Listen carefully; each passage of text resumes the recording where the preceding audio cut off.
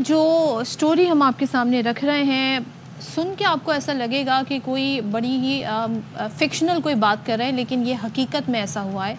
डस्का में जुल्म की इंतहा हो गई है। जब हमने खबर सुनी वो ये था कि ससुराल वालों ने 7 माह की हामला बहू, जिसकी आप तस्वीर भी देख सकते हैं, इस लड़की को इसको मारा, इसकी लाश के टुकड़े किए, 2 बोरियों में तकसीम किया। और बात यहीं पर ख़त्म नहीं हुई है, इसके सर को धड़ से अलग करके चूल्हे पर रखकर जलाया और उसका वो हाल किया ताकि उसकी शनाख्त ना हो सके। उसके बाद वो दोनों बोरियां मुख्तलिफ जगहों पर फेंकी, एक नहर में फेंकी, एक सड़क किनारे फेंकी। अब इल्ज़ाम क्या लगाया ससुराल वालों ने कि ये अपने किसी चाहने वाले के साथ भाग गई, क्योंकि लड़की गायब हो गई है। तो लड़की कहाँ है, तो उन्होंने तौजी ये दी कि वो भाग गई है। जबकि इन्होंने, और ये कौन थी, ये इसकी अपनी रिश्तेदार थी, खाला सास थी। आप खाला सास थी और दूसरा शौहर बैरून मुल्क उसके काम करता था। और फिर ये है कि सास ने बेटी के साथ मिलकर खवातीन इन्वॉल्व थी। और आप ये देखिए कि खाला और फिर उसके बाद उसकी बेटी ने मिलकर ये काम किया। 2 बोरियों में उसकी लाश के टुकड़े भरे और आपने जिस तरह से बताया नहर में फेंक दिए। फिर एक शख्स ने रेस्क्यू 112 को कॉल की और फिर उसके बाद ये कार्रवाई की गई। तो राना गुलाम मुस्तफ़ा साहब हमारे साथ मौजूद हैं, हमारे नुमाइंदे, उनसे ज़रा जानते हैं। राना साहब, ये कब का वाक़या है और ये फिर कॉल रेस्क्यू 1122 को कब आई, कब इस बारे में तहकीक की गई और मामला अब कहाँ तक पहुँचा है? चलें हम बात करने की कोशिश करेंगे, लेकिन आप ये सोचें, हम 21वीं सदी में हैं, 21st सेंचुरी में इतनी अवेयरनेस है। लोगों को कहा जाता है जी एम्पैथी रखें, दूसरों के साथ हमदर्दी करें, इंसानियत की बुनियादों पर लोगों के साथ सलूक करें।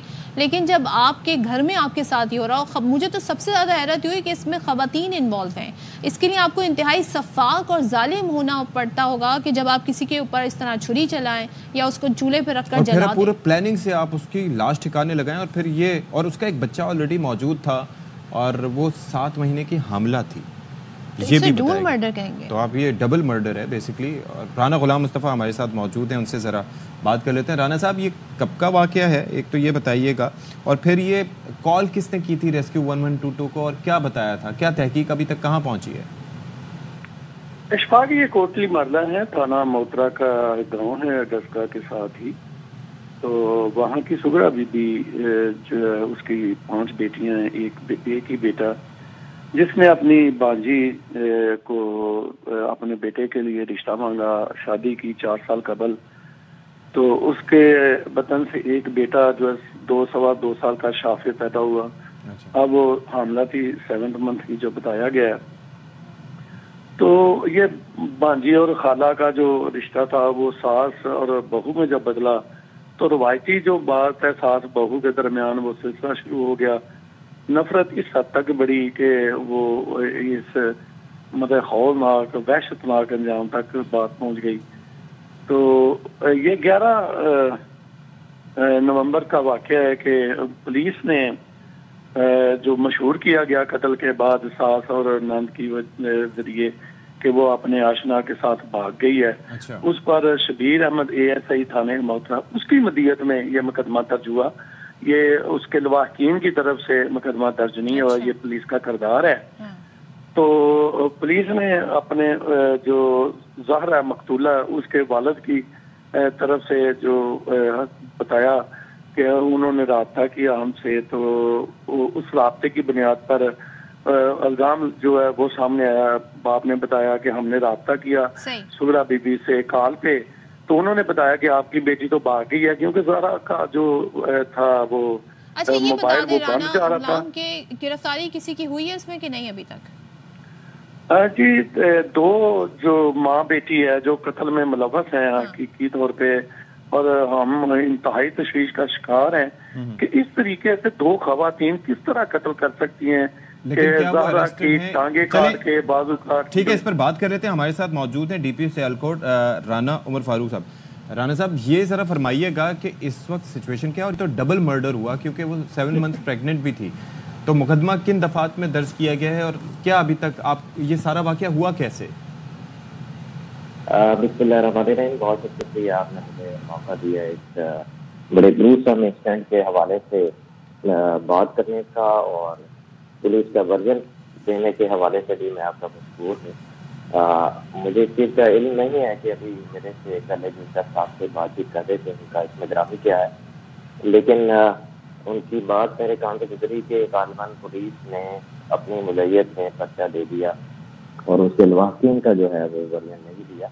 मैं यहाँ पर थोड़ी सी करेक्शन करना चाहता हूँ for the sake of audience कि जो इसमें शबीर अहमद ASI जो कंप्लेनेंट है FIR के, वो ज़ारा के वालिद ही हैं।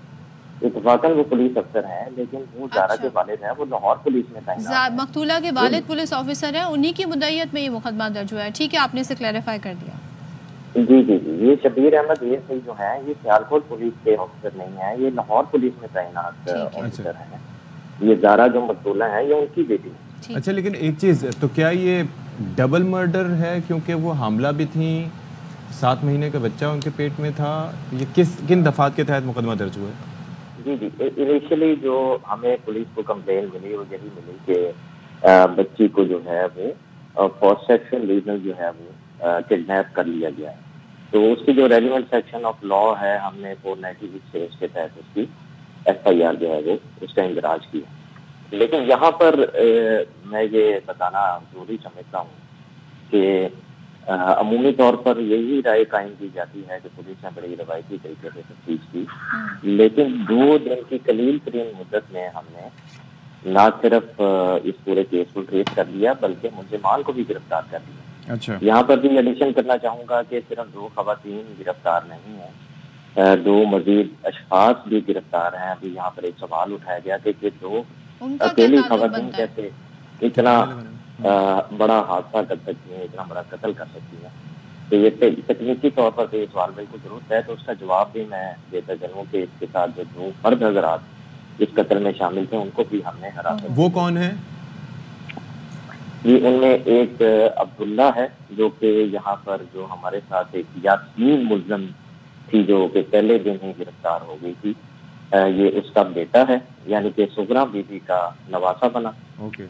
और इसी तरह नवीद एक लड़का है जो कि सुगरा बीबी है, यहाँ की जो मेन मरकजी मुल्ज़म है इस केस की, उनके चचा का लय पालन होता है। अच्छा, तो उनका किरदार इसमें क्या था? और ये मतलब इनिशियली कह रहे हैं कि टेक्निकली कैसे पॉसिबल है कि खवातीन ने इतनी सफाकियत के साथ और उसके बाद उसको ठिकाने भी लगाया, तो उसमें बता रहे हैं कि इन्वॉल्वमेंट इन 4 से 5 लोगों। राना साहब, ये जरा बताइएगा कि ये जो डेड बॉडी जहाँ से मिली है, क्योंकि इन्होंने नहर में टुकड़े फेंके थे, वो किसकी कॉल पे कैसे वो ट्रेस आउट हुआ?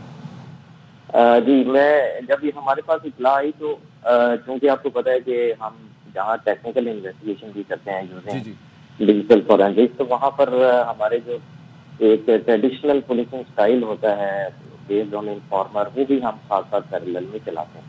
तो जब ये हमें FIR की इत्तला मिली थी, मेरी टीम है, खसूसी तौर पर जिक्र करना चाहूँगा यहाँ के SDPO आबिद साहब, बड़े प्रोफेशनल पुलिस ऑफिसर हैं, उनको इत्तला मिली कि ये इस खातून का मर्डर कर दिया गया और इसकी बॉडी को काट कर किसी नहर के किनारे उन्होंने तोड़ों में डालकर फेंक दी। अच्छा, तो उन्होंने फौरी तौर पर इस हवाले से जो अपनी छानबीन है शुरू कर दी और उनको इत्तला यही मिली थी कि ये जो 2 खवातीन हैं जो कि इस वक्त बड़े आंसू बहा रही हैं और अफसोस का इजहार कर रही हैं, यही असल में मुल्जिमान। तो जब उनको कस्टडी में लेकर इंटेरोगेशन की गई तो उन्होंने खुद इंकशाफ किया कि हमने ही ये कत्ल किया है। उन्होंने अपने साथ जो 2 मर्द हजरात थे उनका भी बताया और पूरा बकवा बताया उन्होंने कि हमने बकवा कैसा किया। तो इस हवाले से जो आपका सवाल है कि ये कैसे बकवा पजीर हुआ, तो उसका थोड़ा सा मैं जिक्र करना चाहूँगा कि बेसिकली ये सुगरा बीबी ने लाहौर में नबीद से रब्ता किया, जिसका जिक्र मैंने पहले किया है, जो कि उनके चचा का लयपालक बेटा है, और उसको कहा कि हमने जो है इस खातून को ठिकाने लगाना। अच्छा, उसको बाकायदा ऑनलाइन 10,000 रुपए भी भेजे कि तुम लाहौर का किराया वगैरह यहाँ पे सियालकोट आने का खर्च वगैरह करके यहाँ पर आ जाओ। ओके। तो उसके बाद नवीद यहाँ पर आता है। ये सुगरा बेबी और नवीद जो है सियालकोट के किसी बाजार से एक छुरी और एक टोका खरीदते हैं उस कत्ल को करने के लिए, और लेट नाइट ये फिर वो जब खतून सो रही होती है मकबूला, तो उसके ऊपर एक शख्स जो है वो तकिया रख देता है। सुगरा बीबी जो है वो उसके सीने पे बैठ जाती है, यास्मीन जो है वो उसके पैर पकड़ लेती है और इस अंधोनाग तरीके से इस कत्ल को चलें अल्लाह ताला रहम फरमाए। और आई एम श्योर कि आप लोग चालान ऐसा सबमिट करेंगे कि मुल्ज़िम बच नहीं पाएंगे, और बाकी ये है कि कानून के तकाज़े पूरे होंगे। Thank you so much Rana साहब, आप हमारे साथ मौजूद थे।